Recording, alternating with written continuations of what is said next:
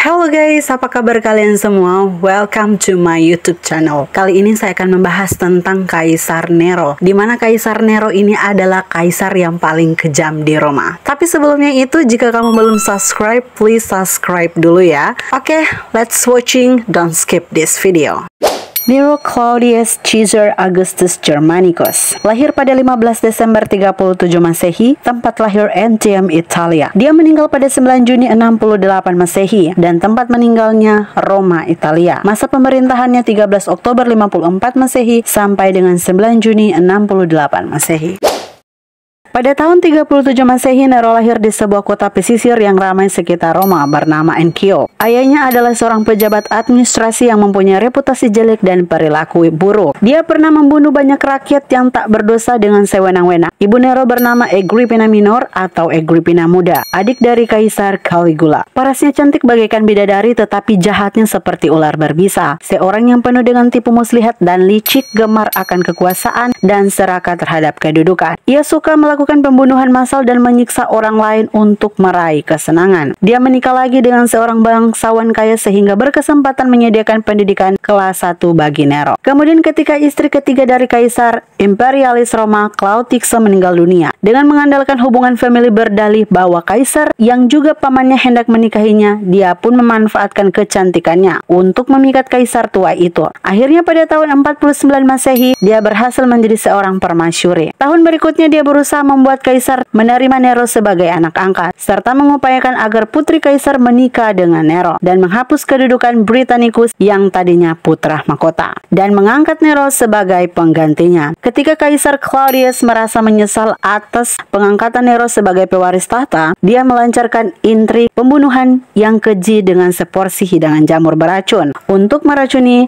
Kaisar Claudius. Ia menggunakan uang dalam jumlah besar untuk membeli pasukan pengawal istana, kemudian memproklamirkan Nero yang baru berusia 17 tahun itu sebagai Kaisar baru Roma. Setelah Nero naik tahta, sudah tergenggam tampuk kekuasaan besar. Disebabkan oleh pengaruh dan didikan sang ibu dalam jangka waktu panjang, maka sejak kecil Nero sudah terdidik dengan sifat yang bengis, serakah dan sewenang-wenang serta haus kekuasaan.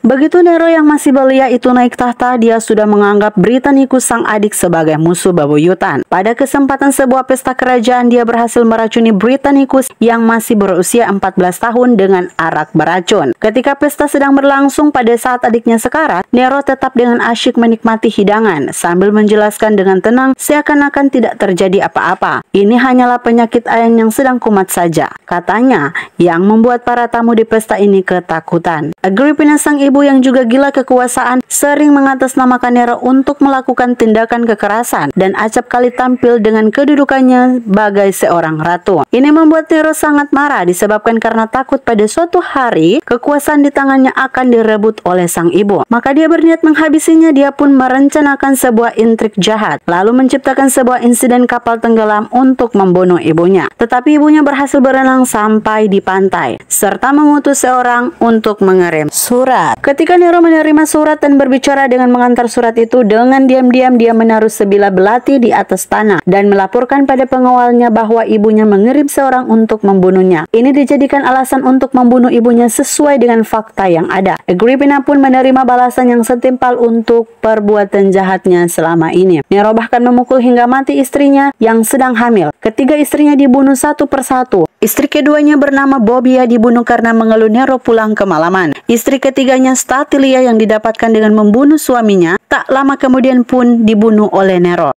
Pada malam tanggal 18 Juli 64 Masehi terjadi kebakaran besar di Roma, berlangsung selama 39 hari. 3 daerah musnah terbakar, 7 rusak berat, sisanya 4 dari 14 daerah seluruhnya. Rakyat Roma mengalami bencana yang tak pernah ada sebelumnya. Mereka luntang-lantung tak bertempat tinggal. Ada yang melihat dalam menghadapi kondisi lautan api yang menelan seluruh kota itu. Nero malah berpakaian opera, berdiri di menara dan memetik instrumen lira. Menikmati pemandangan kobaran api yang takjub, ada rumor di sana-sini mengatakan bahwa Nero lah yang melakukan pembakaran secara sengaja waktu itu. Nero lah yang memerintahkan pembakaran terhadap Roma supaya mendirikan sebuah kota baru. Untuk menghadapi kecaman dari kebakaran yang disengaja, maka Nero memilih menganut Nasrani. Untuk mengemban tanggung jawab, pertama-tama ia menuduh mereka lah yang melakukan pembakaran secara sengaja. Lalu menuduh mereka bermusuhan terhadap umat manusia karena kebanyakan menganut Nasrani waktu itu orang miskin semuanya, budak belia dan juga orang asing. Jadi untuk menindas mereka itu sangatlah mudah. Tapi justru karena Nero dalam kedudukan yang sangat kuat dan lupa daratan, tiba-tiba di Italia bagian tengah kota Napoli muncul seorang ahli kebatinan.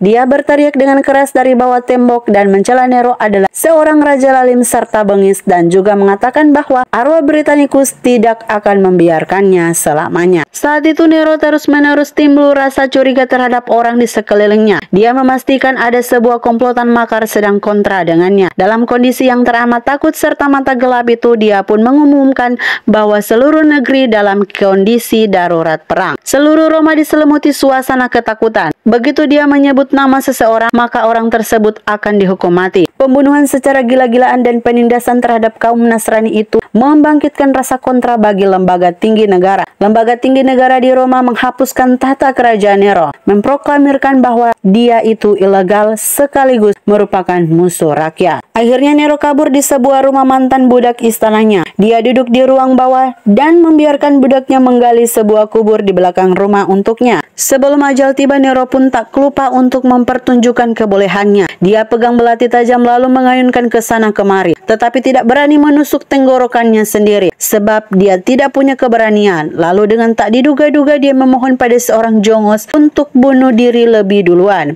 Kaisar yang lalim itu pun sebenarnya seorang pengecut bernyali kecil. Nero yang sudah putus asa itu meletakkan sebilah belati ke tangan seorang jongos, lalu menggenggam tangan sang jongos untuk menusukkannya ke leher dia sendiri. Dia berteriak dengan kencang sekali dan tersungkur ke dalam genangan darah. Tamat sudah riwayatnya, Nero meninggal pada usia 31 tahun. Dia bertahta 14 tahun lamanya.